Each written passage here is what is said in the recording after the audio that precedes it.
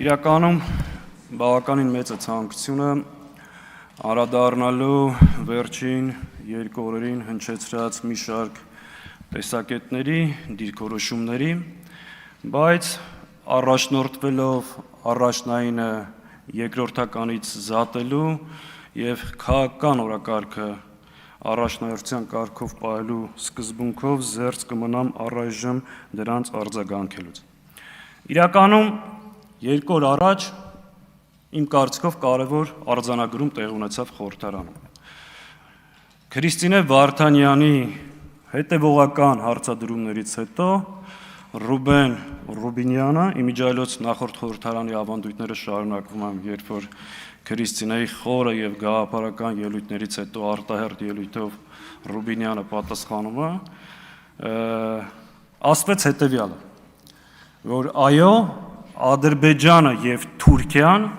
սպառնալիք են Հայաստանի Հանրապետության համար եւ այդ սպառնալիքը չեզոքացնելու համար մենք գնում ենք այդ հարաբերությունները կարգավորելու։ Իրականում տրամաբանական եւ քաղաքական առաջին հայացքից անխոցելի պատասխան կա խնդիր, գնում ենք կարգավորելու։ Բայց որտեղ է թաղված շան գլուխը, որտեղ է հիմնական խնդիրը, արդյոք այն ճանապարհը, որով գնում եք դուք, դա հարաբերությունները կարգավորելու ճանապարհն է եւ որն է այն գինը, որը դուք պատրաստում եք վճարել իբր այդ հարաբերությունները կարգավորելու համար։ Եվ առճակատումը, խնդիրը, բախումը, անհամաձայնությունը մեր եւ ձեր ստեղը։ Այդ գինը հետեւյալն է. հրաժարվել անկախության հռչակագրից, ուրանալ ցեղասպանությունը, սահմանագծման եւ սահմանազատման անվան տակ Ադրբեջանին իրականացնել նոր զիջումներ, Տիգրանաշենը չեք բացառում, որ կարող եք հանձնել, Հայաստանի տարածքով անխոչնդոտ ճանապարհ Արևմտյան Ադրբեջանի եւ Նախիջևանի միջև, անունը ինչ ուզում եք դրեք, եւ խորհրդարանի կողմից վավերացված պաշտոնական փաստաթուղթ Արցախը Ադրբեջանի մաս ճանաչելու։ Ահա սա է այն գինը, որ դուք փորձում եք ու այն ճանապարհը կարգավորեք այդ հարաբերությունները։ Հիմա հարց. այսքան զիջումներից հետո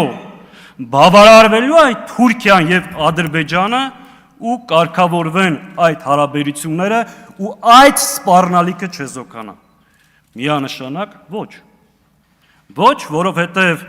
նոյեմբերի 9-ի փաստաթղթով 7 շրջանը վերցնելուց հետո Ադրբեջանը չբավարարվեց։ Արցախը հայաթափելուց հետո Ադրբեջանը չբավարարվեց։ Հայաստանի Հանրապետության ինքնիշխան տարածքից 200 կիլոմետր քառակուսի օկուպացնելուց հետո Ադրբեջանը չբավարարվեց։ Վերջապես Թուրքիան եւ Ադրբեջանը վերջին 100 տարվա մեջ մեզ մեր սեփական հայրենիքում երկու անգամ ենթարկել են ցեղասպանության։ Հետևաբար այն ճանապարհը, որ դուք առաջարկում եք, սա սպառնալիքը չեզոքացնելու ճանապարհ չի։ Եվ դաշնակցությունը, պարոն Ռուբինյան, այդ սպառնալիքից չի կտվում։ Կտվողը կտվում է եւ այդ կաթը վտանգավոր է ժողովրդին մատուցելու համար։ Հետևաբար մենք դեմ չենք հարաբերությունների կարգավորմանը, մենք դեմ ենք այդ ճանապարհով գնալուն, որտեղ դա համարում ենք կործանման ճանապարհ։ Հիմա երբ մենք ասում ենք պետք չի հրաժարվել մեր իրավունքներից, պետք չի գնալ զիջումների ճանապարհով, երբ որ մենք ասում ենք այո, Արցախը հայկական է, դուք ասում եք, որ դուք սպառնալիք եք Հայաստանի Հանրապետությանը եւ չեք ճանաչում Հայաստանի ինքնիշխանություն կամ տարածքային ամբողջականությունը։ Հայաստանի տարածքային ամբողջականությունը, այս քարտեզը, որ փակցրել եք ստեղ, սա դուք եք դրել հարցականի տակ։ Հիմա քարտեզը վերցրել եք, ընկել եք հետևներիցս, մեկ նվեր եք տալի, մեկ ասում եք փակցրեք։ Կարող եք ասել հարց, երբ որ մոտենաք այս ամբիոնին, այս պահին որքան է Հայաստանի Հանրապետության դե ֆակտո տարածք։ Այս պահին Հայաստանի Հանրապետության դե ֆակտո տարածքը որքան է։ Ազատագրեք այս քարտեզը, ապահովեք այս քարտեզի տարածքային ամբողջականությունը, այո, առաջինը ես կփակցնեմ։ Դրա մեջ վատ բան չկա։ Եվ ի գիտություն բոլորին Հայաստանի Հանրապետության տարածքային ամբողջականությունը, ինքնիշխանությունը մեր համար գերագույն արժեք եւ մեր հայրենիք։ Ու եթե մենք ասում ենք Արցախը հայկական է, դա չի նշանակում, որ սա կասկածի տակ ենք դնում։ Արցախը հայկական է եւ քննարկման ենթակա չի։ Դուք եթե վաղը նույնիսկ օրենք բերեք ազգային ժողով, ու եթե դուք մնաք իշխանության բերելու եք այդ օրենքը, ասեք ով որ ասի Արցախը հայկական է, նրան գնդակահարում ենք, միևնույն է, ես իբրև դաշնակցական ու իմ ընկերները ու ոչ միայն դաշնակցականները գալու են այս ամբիոնի մոտ եւ ասեն Արցախը հայկական։ Եթե դրանով է պայմանավորված ձեր ատելությունը դաշնակցության նկատմամբ, դա շատ նորմալ է։ Եվ եթե այդ ատելության դոզան քչանա, ես անհանգստանամ, ուրեմն դաշնակցությունը իր տեղում եւ դերում չի։ Հիմա հայ-ռուսական հարաբերությունների մասին պարոն Ռուբինյանը հստակ հարցադրումներ է տալիս։ Արդյոք Ռուսաստանը սպառնալիք է Հայաստանի Հանրապետությանը։ Ոչ, Ռուսաստանը սպառնալիք չի մեր պետականությանը։ Արդյոք հայկական արտադրանքները համապատասխանում են ստանդարտներին։ Ես չգիտեմ, բայց ես գիտեմ, որ ապրանքների մուտքի արգելումը դա քաղաքական որոշում է։ Արդյոք այդ քաղաքական որոշումը գործընկերային է։ Այդ հարցի պատասխանը դուք տվեք։ Ես Ռուսաստանի նախագահին եւ կարծում եմ երկու խմբակցություններից որևէ մեկը մոտիկից չի տեսել։ Նիկոլ Փաշինյանն է հայտարարել, որ Վլադիմիր Պուտինը իմ ավագ ընկերն է եւ ինքը ավելի շատ է շփվում Պուտինի հետ, քան բոլոր 3 նախագահները միասին վերցրած։ Հետևաբար գնացեք եւ կարգավորեք այդ հարաբերությունները։ Այս ճգնաժամը դուք եք ստեղծել, որի համար վճարելու են Հայաստանի Հանրապետության քաղաքացիները։ Ժողովրդավարության մասին կարճ ասեմ, որ այն ճանապարհը, որ դուք ընտրել եք եւ հաճախ ասում եք ժողովրդավարություն, դա ժողովրդավարության հետ կապ չունի։ Ժողովրդավարությունը ունի 4 կարևոր սկզբունք, 4 կարևոր իրավունք, որ եթե ուզում ես քո երկրում ապահովես ժողովրդավարություն, այդ սկզբունքները պետքա պահես։ Ազատ ընտրելու եւ ընտրվելու իրավունք, ազատ խոսքի իրավունք, սեփականության իրավունք եւ աշխատանքի իրավունք։ Այս 4 իրավունքները դուք գողացել եք Հայաստանի Հանրապետության քաղաքացիներից։ Հետևաբար ձեր ճանապարհը ժողովրդավարության հետ կապ չունի։ Քաղ բանտարկյալների մասին։ Այսօր անազատության մեջ գտնվող մարդիկ Բագրատ Սրբազան, Գագիկ Ծառուկյան, Անդրանիկ Թևանյան, Արմեն Աշոտյան, Ավետիք Չալաբյան, Ալիկ Ալեքսանյան, Արեգնազ Մանուկյան, Սամվել Կարապետյանը, շարք կարող եմ երկար կներեմ, բոլոր նրանք ում անունները չեմ տալիս, բայց նրանք այսօր գտնվում են անազատության մեջ, բացառապես նրա համար, որ չեն կիսում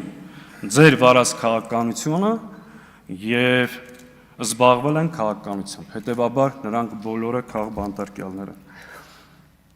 Իմ ընկեր Արամ Վարդևանյանի մասին։ Իմիջիայլոց կարող եմ 2 րոպե ավել խոսել, ֆրակցիայից պակաս կխոսեմ։ Շնորհակալ եմ։ 2 րոպե ավելացրեք, պարոն Սաղաթելյանի։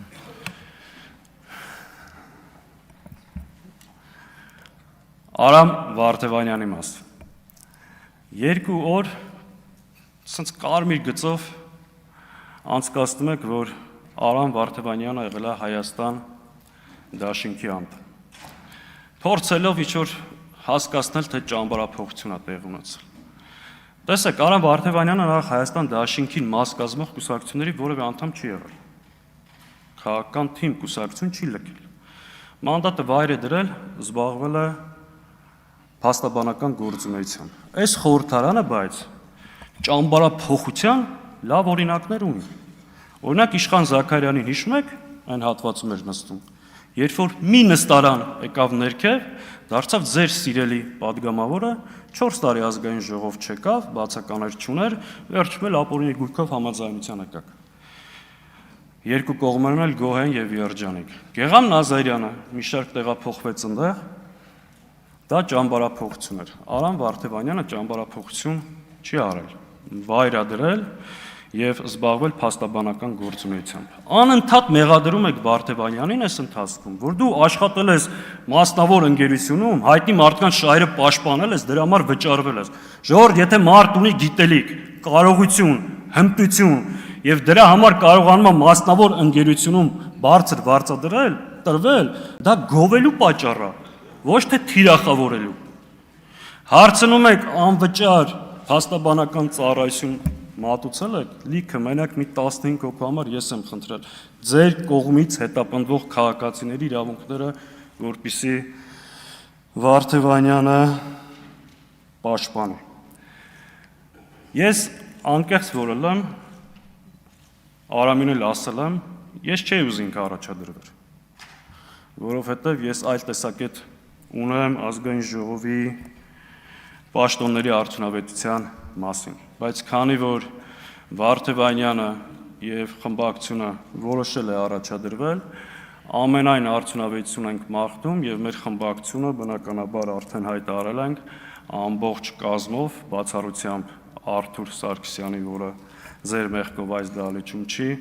բնականաբար կողմը քվեարկելու։ Շնորհակալություն։